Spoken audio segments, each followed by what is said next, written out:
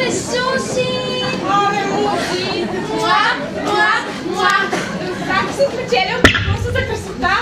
Да, мерси. И разправи как стана? Как? Питаха ме, коя от тези три птици не живее в гнездо.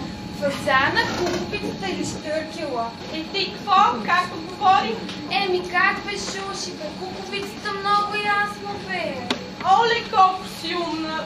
Аз нямаше да се сета. Как стана? То е елементарно да ти кажа.